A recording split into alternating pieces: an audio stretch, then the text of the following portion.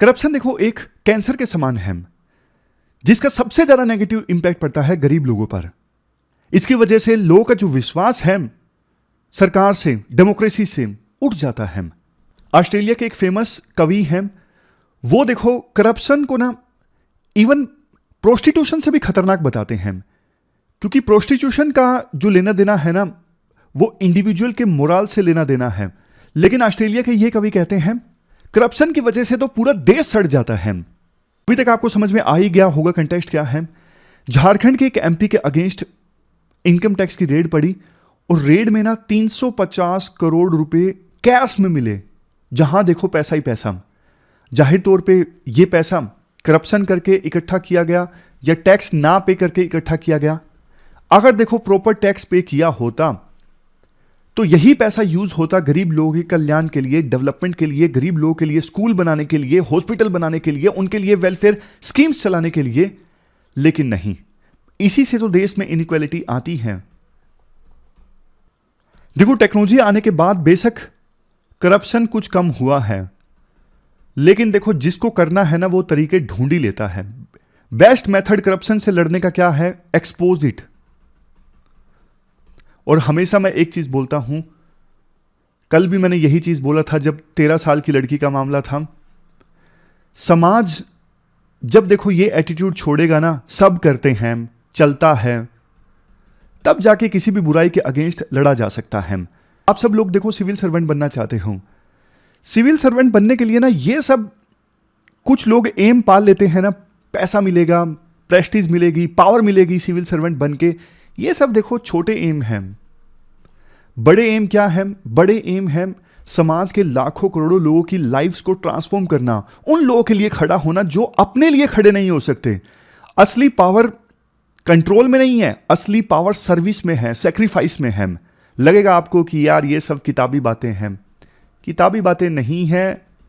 देर से ये बात समझ में आती है, बहुत देर से, लेकिन यही सच्चाई है जो कई बार लोग जीवन के अंतिम पड़ाव में सीखते हैं। खैर चलिए डिस्कशन आज हम स्टार्ट करें। 12 दिसंबर है, काफी सारे अच्छे आर्टिकल्स आज हम डिस्कस करेंगे। सबसे पहले देखो स्पेशल स्टेटस जो पहले जम्मू एंड कश्मीर का था, जिसे सेंट्रल गवर्नमेंट ने खत्म कर दिया था 2019 में, उसके खिलाफ मामला सुप्रीम कोर्ट में था। सुप्रीम कोर्ट ने अब इसे अपहेल्ड किया है, जो भी सेंट्रल गवर्नमेंट ने किया। इसके बाद एक आर्टिकल है नमो ड्रोन दीदी स्कीम से संबंधित, अच्छी स्कीम है, विन विन सिचुएशन है सबके लिए। उड़ीसा की एक अच्छी टर्न अराउंड स्टोरी है। उड़ीसा पहले दूसरे राज्यों से फूड ग्रेन परचेज करता था, आज सेल्फ सफिशिएंट है। ऐसा उड़ीसा ने क्या किया, एक केस स्टडी टाइप है ये आर्टिकल, नीचे यहां पे है। फिर पुतिन की वेस्ट एशिया विजिट से संबंधित। तो मेनली 4 इश्यूज आज हम डिस्कस करेंगे, काफी इंटरेस्टिंग डिस्कशन होने वाली है। चलिए स्टार्ट करते हैं।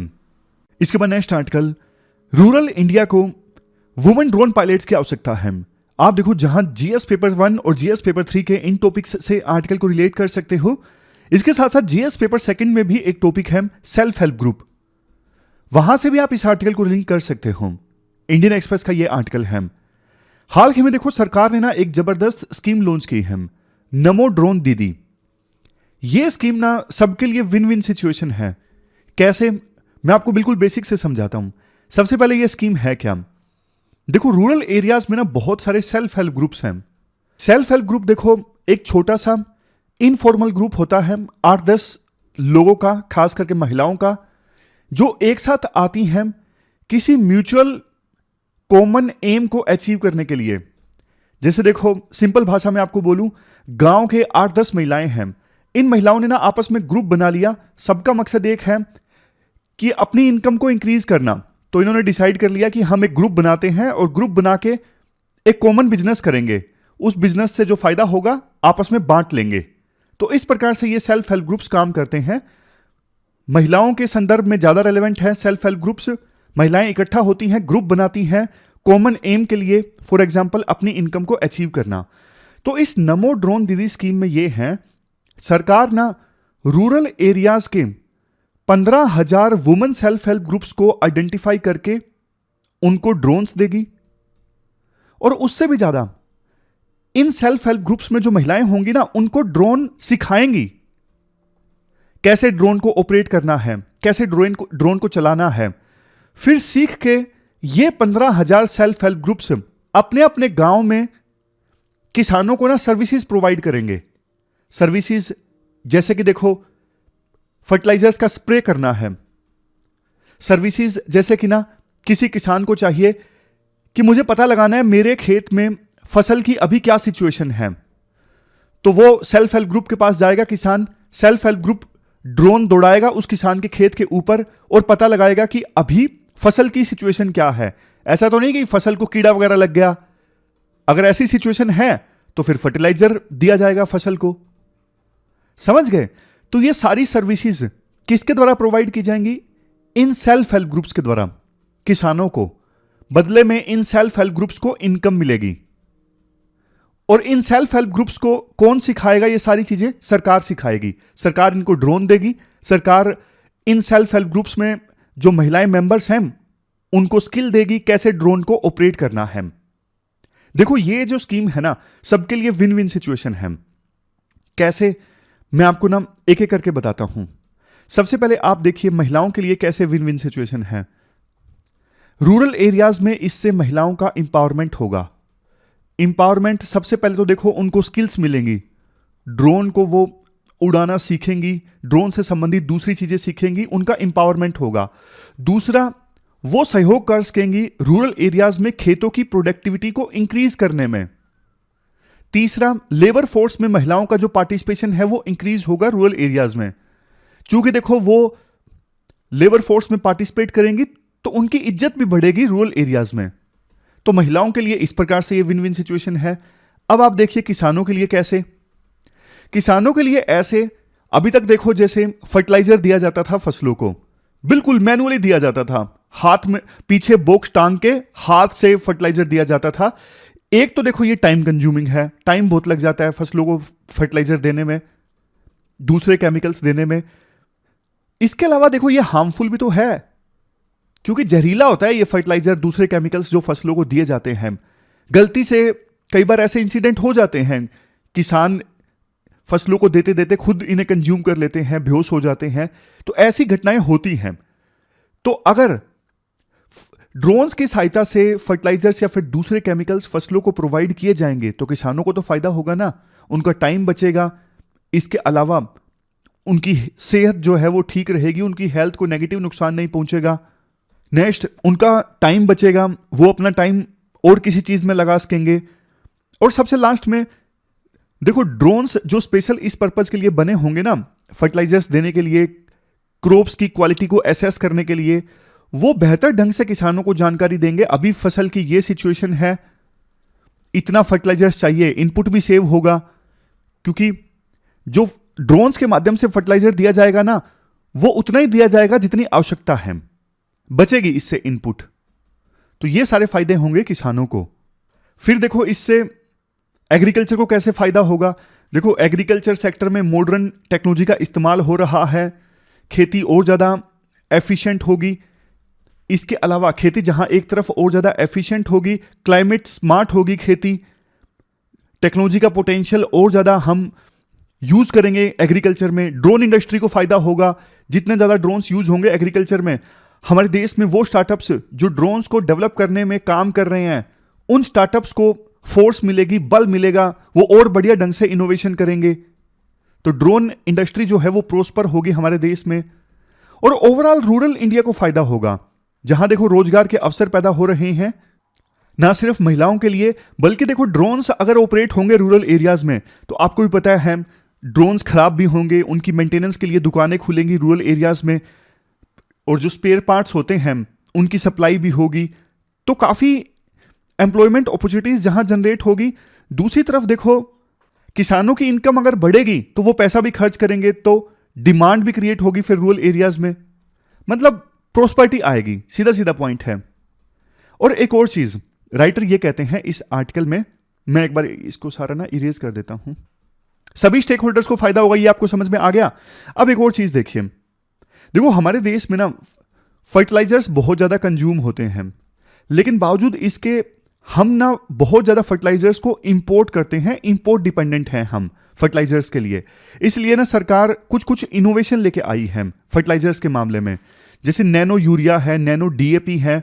नैनो यूरिया मतलब यूरिया लिक्विड फॉर्म में, फसलों को नाइट्रोजन की आवश्यकता है, तो नैनो यूरिया यानी यूरिया जो लिक्विड फॉर्म में है उसकी सहायता से नाइट्रोजन दिया जा सकता है। उसी प्रकार से नैनो डीएपी है, डीएपी लेकिन लिक्विड फॉर्म में। अब देखो नैनो यूरिया, नैनो डीएपी, इनको ना आप ड्रोन्स के माध्यम से फसलों को दे सकते हो। इन फर्टिलाइजर्स का छिड़काव कर सकते हो फसलों के ऊपर ड्रोन्स के माध्यम से, तो फर्टिलाइजर्स का एफिशिएंट यूटिलाइजेशन होगा। इसके अलावा राइटर ये भी बोलते हैं, देखो फर्टिलाइजर्स को देश में मुहैया करवाने के लिए हमने कुछ नई यूनिट स्टार्ट की हैं, कुछ पुरानी बंद हुई यूनिट्स को फिर से रिवाइव किया है, ताकि हम अभी दूसरे देशों के ऊपर डिपेंडेंट है ना। इंटरनेशनल मार्केट में कई बार फर्टिलाइजर के दाम बढ़ जाते हैं, तो हमारे पास कोई चारा नहीं होता, इंपोर्ट करना ही पड़ता है और महंगा करना पड़ता है और किसानों को महंगा फर्टिलाइजर मिलता है। तो इस डिपेंडेंस को खत्म करने के लिए सरकार ने काफी स्टेप्स लिए हैं, जो मैंने आपको बताया। नई यूनिट्स इस्टेब्लिश करना, पुरानी जो यूनिट्स हैं उनको फिर से रिवाइव करना, नई अल्टरनेटिव टेक्नोलॉजी का इस्तेमाल करना फर्टिलाइजर्स के लिए, जैसे nano urea, nano DAP. Writer कहते हैं लास्ट में, देखो ये एक ऐसा इनिशिएटिव है, नमो ड्रोन दीदी स्कीम। इस स्कीम की सहायता से हमारा जो लक्ष्य है ना, हमें 2047 आते आते भारत को विकसित बनाना है, डेवलप बनाना है, उस लक्ष्य को अचीव करने की दिशा में हम आगे बढ़ रहे हैं ये स्कीम लॉन्च करके। तो ये पूरा आर्टिकल हमने डिस्कस किया, चलते हैं आगे। देखो नेक्स्ट आर्टिकल पुतिन की वेस्ट एशिया विजिट से संबंधित है। वैसे यूपीएससी सीधा सीधा इस इशू पे क्वेश्चन नहीं पूछेगी, लेकिन इनडायरेक्टली पॉइंट्स यूज हो सकते हैं। आप जीएस पेपर सेकंड के इस टॉपिक से आर्टिकल को रिलेट कर सकते हो। देखो वेस्टर्न मीडिया काफी समय से यह बोल रही है कि सैंक्शंस की वजह से ना रशिया पूरी दुनिया में आइसोलेट हो गया है। कुछ ही देश अभी रशिया का साथ दे रहे हैं, जैसे चाइना, ईरान। बट हाल ही में ना पुतिन ने वेस्ट एशिया में ना 2 देशों में विजिट किया, एक तो सऊदी अरेबिया और दूसरा यूएई। दोनों वो देश हैं जो लंबे समय से यूएसए के एलाय कंट्री हैं, मतलब बहुत क्लोज रिलेशन है यूएसए के साथ यूएई के और सऊदी अरेबिया के। लेकिन जिस गर्मजोशी से पुतिन का स्वागत किया गया इस विजिट के दौरान, इससे देखो इस बात पे क्वेश्चंस उठते हैं कि रशिया आइसोलेट नहीं है। रशिया आइसोलेट नहीं है पूरे वर्ल्ड में, जिस हिसाब से वेस्टर्न मीडिया दावा कर रही है। जहां देखो यूएई के रूलर ने, शेख मोहम्मद बिन जायद ने यह कहा, डायलॉग और कोऑपरेशन को मजबूत करने की बहुत इंपॉर्टेंस है। दूसरी तरफ पुतिन ने सऊदी अरेबिया में यह कहा, कोई भी रोक नहीं सकता हमारे रिलेशंस को सऊदी अरेबिया के साथ मजबूत होने से। अब क्वेश्चन ये उठता है एकदम से क्यों विजिट किया पुतिन ने वेस्ट एशिया में। देखो रीजंस काफी दिए गए। पहला, ओपेक प्लस कंट्रीज के बीच में कोऑपरेशन को कंटिन्यू रखना। ओपेक प्लस जो ग्रुप है ना, देखो ऑयल प्रोड्यूसिंग कंट्रीज का ग्रुप है जो आपस में ना मिलकर डिसाइड करते हैं कि हम मिलकर तेल कम प्रोड्यूस करेंगे ताकि मार्केट में ना तेल की सप्लाई ज्यादा ना हो और तेल सस्ता ना बिके। ये इंश्योर करने के लिए ये तेल प्रोड्यूस करने वाले देश मिलके कार्टेल इन्होंने बना लिया और मिलके एक्शन लेते हैं ताकि इनको फायदा हो। तो सबसे पहला पॉइंट, ओपेक प्लस के जो मेंबर कंट्रीज है ना आपस में कोऑपरेट करें, तेल की प्रोडक्शन को लेके कितना प्रोड्यूस करना है, दाम कितने रखने हैं। नेक्स्ट, यूक्रेन और गाजा कन्फ्लिक्ट के ऊपर व्यूज को एक्सचेंज करना। गाजा में जो लोग हैं, गाजा में पैलेस्टीन के लोग फंसे हुए हैं, उनको ह्यूमैनिटेरियन असिस्टेंस ज्यादा देना।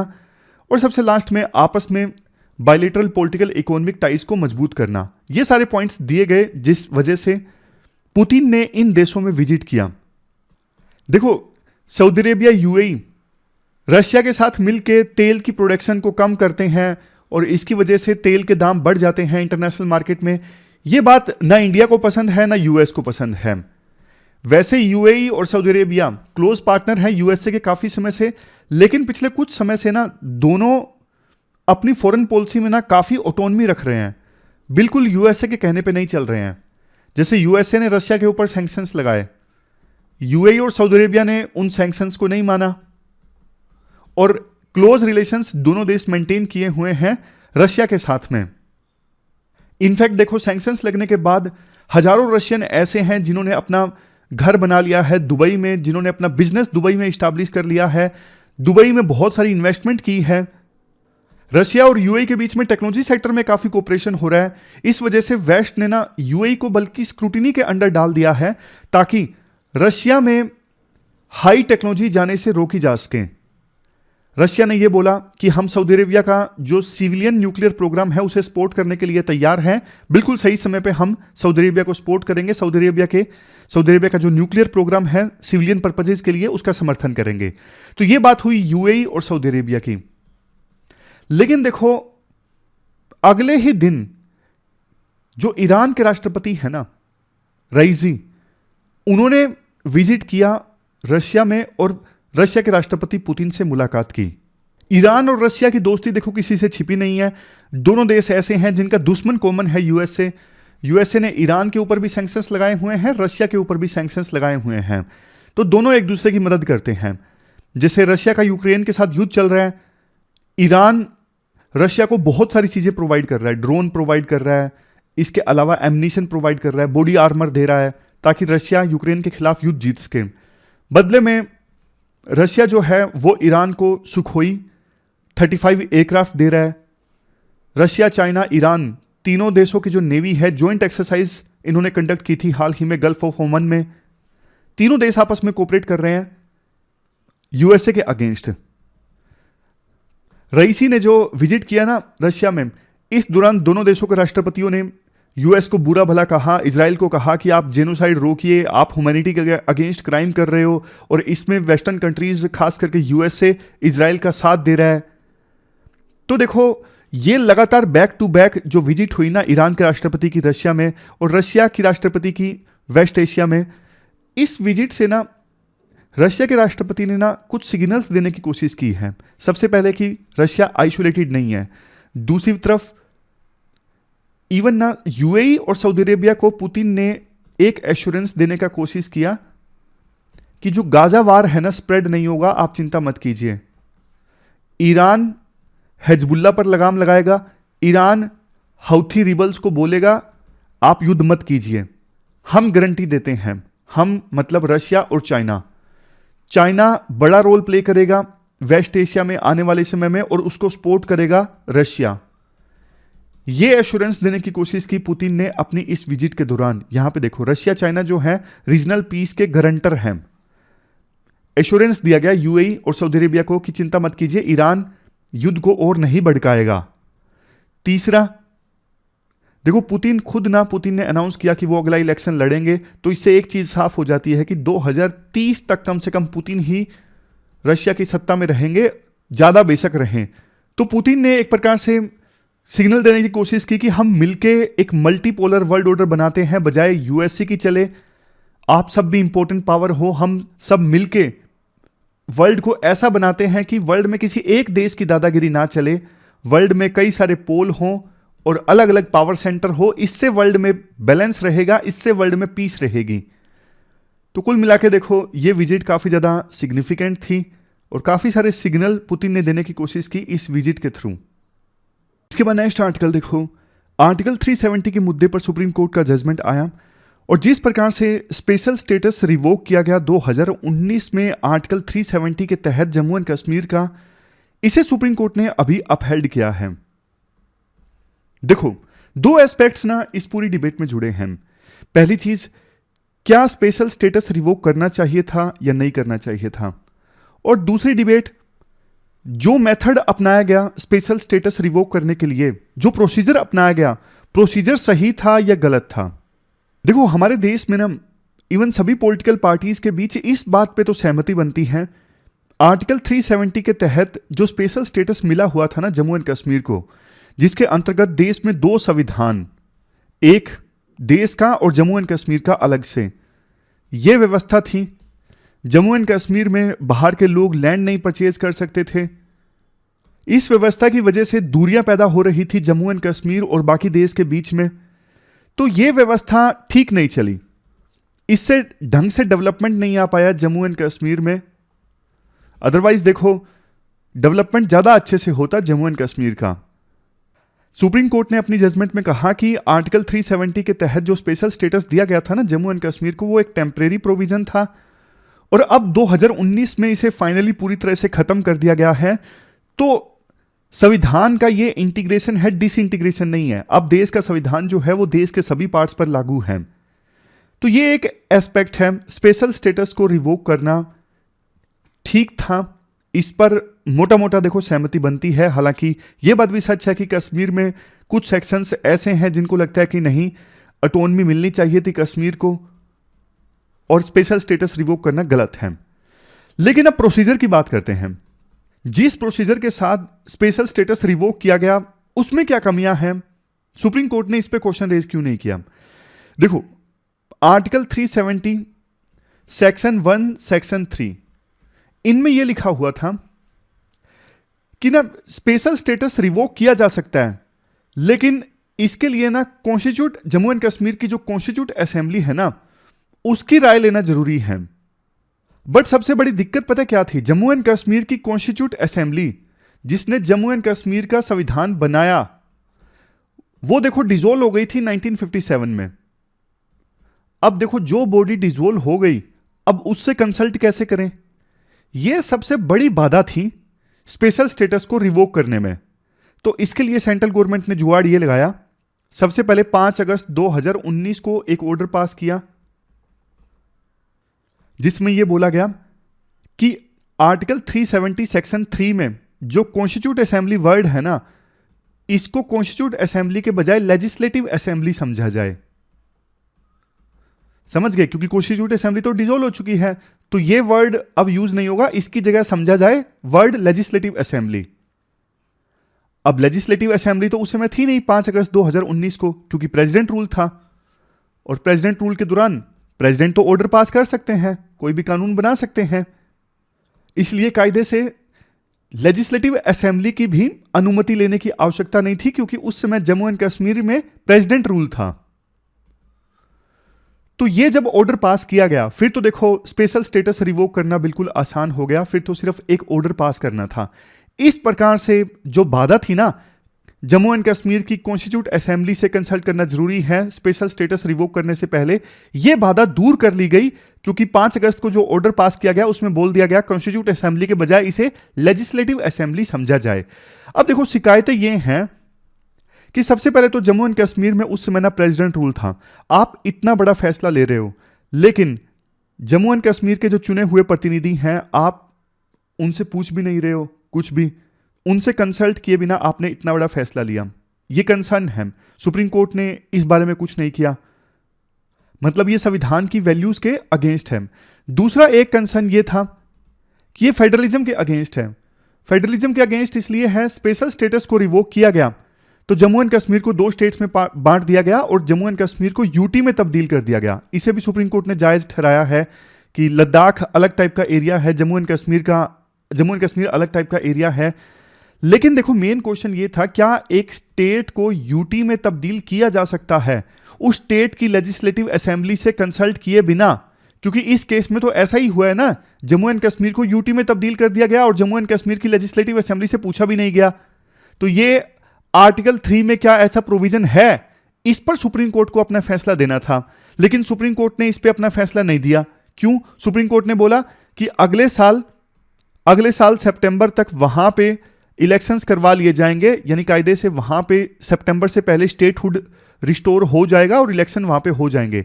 लेकिन भैया इलेक्शन हो जाएंगे वो बात अलग है, सुप्रीम कोर्ट को इस इशू पे फैसला देना चाहिए था कि क्या एक स्टेट को यूटी में तब्दील किया जा सकता है बिना उस स्टेट की लेजिस्लेटिव असेंबली से कंसल्ट किए बिना। अगर यस है तो ये तो देखो संविधान के बेसिक फीचर, जो बेसिक स्ट्रक्चर है ना संविधान का, उसके अगेंस्ट हो गया। संविधान में बेसिक स्ट्रक्चर में एक फीचर है फेडरलिज्म, बट जो कुछ किया गया सेंट्रल गवर्नमेंट के द्वारा इस केस में वो तो फेडरलिज्म के अगेंस्ट है। तो इस मुद्दे पे सुप्रीम कोर्ट को अपना फैसला देना चाहिए था, सुप्रीम कोर्ट को बताना चाहिए था कि वास्तव में ऐसा किया जा सकता है या नहीं किया जा सकता। क्योंकि देखो फ्यूचर में अगर ये लेजिटिमाइज हो जाता है, अगर सुप्रीम कोर्ट इसे सही मानती है, फिर तो आगे देखो आगे जाके प्रेसिडेंट के द्वारा या फिर पार्लियामेंट के द्वारा स्टेट में प्रेसिडेंट रूल लगा है तो बड़े बड़े फैसले लिए जा सकते हैं, और वो फैसले फिर ऐसे फैसले होंगे जिनको वापस करना बहुत ज्यादा मुश्किल होगा। तो कंसर्न्स देखो प्रोसीजर को लेके हैं, जिस प्रोसीजर के साथ स्पेशल स्टेटस रिवोक किया गया ना, वो फेडरलिज्म के अगेंस्ट है, वो संविधान की वैल्यूज के अगेंस्ट है। इस मुद्दे पर सुप्रीम कोर्ट को स्टैंड लेना चाहिए था, लेकिन सुप्रीम कोर्ट ने स्टैंड नहीं लिया और इसी को लेकर राइटर की शिकायत है। प्रताप भानु मेहता ने आर्टिकल लिखा है इंडियन एक्सप्रेस में, वो भी अपनी डिसअपॉइंटमेंट व्यक्त करते हैं कि सुप्रीम कोर्ट ने स्टैंड नहीं लिया। और द हिंदू में भी जो आर्टिकल आया है उसमें भी डिसअपॉइंटमेंट व्यक्त की जाती है कि सुप्रीम कोर्ट ने संविधान की वैल्यूज को अपहेल्ड नहीं किया, जबकि करना चाहिए था। तो ये पूरा आर्टिकल है, हमने डिस्कस किया। आप भी अपनी राय बताइएगा। दो एस्पेक्ट हमने डिस्कस किए, एक तो होना चाहिए था या नहीं होना चाहिए था स्पेशल स्टेटस खत्म, होना चाहिए था, ऑलमोस्ट पूरे देश की इस पे सहमति है, लेकिन प्रोसीजर जो फॉलो किया गया वो गलत था। हालांकि देखो इसके पक्ष में भी कुछ आर्ग्यूमेंट्स दिए जा सकते हैं, जैसे जरूरी था, इसके अलावा और कोई अल्टरनेटिव नहीं था स्पेशल स्टेटस रिवोक करने के लिए, मतलब, और यूटी में तब्दील करना जरूरी था फिलहाल के लिए, जब तक के लिए वहां पे सिचुएशन नॉर्मलाइज ना हो जाए। तो जो भी फैसले लिए गए वो सोच समझ के लिए गए थे और कोई अल्टरनेटिव नहीं था, तो उसको ध्यान में रखते हुए ये फैसले लिए गए थे। इसके बाद देखो हिंदू में आज ये आर्टिकल आया है उड़ीसा से संबंधित, इसे आप आंसर राइटिंग में बेस्ट प्रैक्टिस से संबंधित इस्तेमाल कर सकते हो। शुरुआत में आर्टिकल में बोला जाता है कि जिस प्रकार से क्लाइमेट चेंज हो रहा है ना, अगर ऐसा ही होता रहा ना तो एक साल में 560 डिजास्टर्स आएंगे, यानी डेली बेसिस पे 1.5, 20% हंगर, मालन्यूट्रिशन ये सब इंक्रीज हो जाएंगे और इसके साथ साथ फूड प्रोडक्टिविटी 21% तक कम हो जाएगी। ये सब होगा अगर इसी प्रकार से ग्लोबल वार्मिंग होती रही, इसी प्रकार से क्लाइमेट चेंज होता रहा। फिर इसके बाद उड़ीसा की बात की जाती है। देखो 2 दशक पहले ना उड़ीसा फूड ग्रेन बाहर से खरीदता था दूसरे राज्यों से, लेकिन देखो 20 सालों में ना कायापलट हो गया है उड़ीसा के एग्रीकल्चर में। उड़ीसा में record 13.606 million tonne of food grain produce हुआ है। दो नोटेबल एस्पेक्ट्स देखिए आप। देखो एवरेज राइस यील्ड जो है उड़ीसा में बहुत ज्यादा बढ़ गई है। 20 साल पहले 2000 में एवरेज यील्ड जो थी राइस की पर हेक्टेयर 10.41 क्विंटल थी, लेकिन अब यह बढ़ के 27.30 क्विंटल हो गई है। फूड प्रोडक्शन इंक्रीज हुई है, पैदावार इंक्रीज हुई है। जीरो हंगर के मामले में अब उड़ीसा आगे बढ़ा है। कालाहांडी एक ऐसा डिस्ट्रिक्ट उड़ीसा का जो हंगर के मामले में बदनाम था, अब देखो एग्रीकल्चर प्रोडक्शन के बारे में फेमस है। तो क्वेश्चन ये उठता है उड़ीसा के द्वारा क्या ऐसे स्टेप्स लिए गए हैं अपने राज्य में एग्रीकल्चर के कायापलट के लिए। तो वो स्टेप्स मैं आपको बताता हूं जिसको आप आंसर राइटिंग में इस्तेमाल कर सकते हो। तो ये सारे स्टेप्स हैं जो आर्टिकल में बताए गए हैं। देखो ऐसा नहीं है कि बहुत ज़्यादा यूनिक स्टेप्स हैं, लेकिन एक जगह कंपाइल करके मैं आपको बता देता हूं जल्दी जल्दी। जैसे कालिया स्कीम लॉन्च की गई उड़ीसा में, सेंट्रल गवर्नमेंट ने स्कीम लॉन्च की ना, प्रधानमंत्री सम्मान निधि स्कीम, जिसमें किसानों को एक साल में 6,000 रुपये दिए जाते हैं 2-2 हज़ार के इंस्टॉलमेंट में। उसी प्रकार की ये स्कीम है कालिया स्कीम जो पहले उड़ीसा में लॉन्च की गई थी। नेक्स्ट पॉइंट ये है, राइस की प्रोडक्टिविटी को इंक्रीज करने के लिए कल्टीवेशन टेक्निक्स को इंप्रूव किया गया है, बेस्ट प्रैक्टिसेस अपनाई गई हैं बाकी राज्यों से सीखकर। नेक्स्ट पॉइंट, क्रॉप्स को डाइवर्सिफाई किया गया है, मिलेट्स उगाने पे जोर दिया गया है। Next point, comprehensive climate change action plan develop किया गया है जिसमें अलग अलग वल्नरेबल सेक्टर्स को कवर किया गया है कि क्लाइमेट चेंज का क्या असर होगा, इससे कैसे निपटा जाए एग्रीकल्चर में, वो सारी चीजें, इनके लिए एक प्लान तैयार किया गया है। Next point, crop weather watch group, ये देखो ऐसा ग्रुप है जो देखता है कि वेदर का फसलों पे क्या इंपैक्ट पड़ रहा है ताकि उसी हिसाब से डिसीजन लिए जा सकें। यूं नहीं कहा जा सकता कि सारे के सारे जो स्टेप्स हैं वो एक्सक्लूसिवली उड़ीसा गवर्नमेंट के द्वारा लिए गए हैं, कई देखो यूनियन गवर्नमेंट के द्वारा लिए गए हैं, लेकिन इफेक्टिव इंप्लीमेंटेशन उड़ीसा की सरकार ने किया है। तो वो भी पॉइंट में लिख सकते हैं कि जैसे नेशनल फूड सिक्योरिटी एक्ट है, इसका इफेक्टिव इंप्लीमेंटेशन, समझ गए। अब नेक्स्ट पॉइंट ये है, डिस्ट्रिक्ट लेवल पे क्रॉप प्लानिंग करना, क्लाइमेट कंडीशंस को देखते हुए क्या क्रॉप उगानी चाहिए उसके बारे में किसानों को अवेयर करना। नेक्स्ट, किसानों को ट्रेन करना ताकि वो क्लाइमेट रिजिलियंट एग्रीकल्चर प्रैक्टिसेस अपनाएं, ऐसी प्रैक्टिसेस अपनाएं जिससे क्लाइमेट चेंज का फसलों की पैदावार पर कम से कम असर हो। लार्ज स्केल फार्म मैकेनाइजेशन, किसान ज़्यादा से ज़्यादा मशीनों का उपयोग करें खेतों में, खास करके वुमन फ्रेंडली इक्विपमेंट्स को प्रमोट करना ताकि वुमन भी उन इक्विपमेंट्स का इस्तेमाल कर सकें।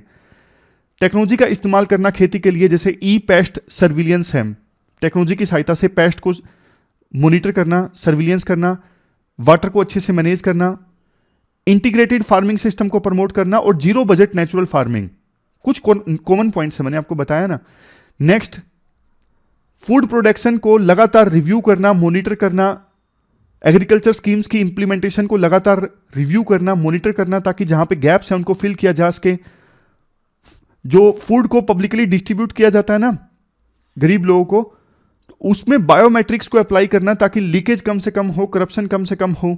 नेक्स्ट, वर्ल्ड फूड प्रोग्राम के साथ में टाई अप करना ताकि न्यूट्रिशन सिक्योरिटी को इंप्रूव किया जा सके, लोगों में मालन्यूट्रिशन की समस्या को एड्रेस किया जा सके। Next, national food security act का इफेक्टिव इंप्लीमेंटेशन। और सबसे लास्ट में कुछ सोशल प्रोटेक्शन इनिशिएटिव्स जैसे राइस की फोर्टिफिकेशन, ताकि राइस में आवश्यक विटामिन और मिनरल्स हों और मालन्यूट्रिशन की जो समस्या है उसे एड्रेस किया जा सके। तो ये कुछ पॉइंट्स उड़ीसा की सरकार के द्वारा लिए गए हैं। उड़ीसा में इसकी वजह से फूड सिक्योरिटी जो है इंश्योर हुई है, कायाकल्प हुआ है। 20 साल पहले तक नहीं था, लेकिन अब उड़ीसा में फूड सिक्योरिटी काफी अच्छी हो गई है। तो ये पूरा आर्टिकल हमने डिस्कस किया। चलते हैं आगे। लास्ट में क्वेश्चंस देख लीजिए जो आपको अटेम्प्ट करने हैं।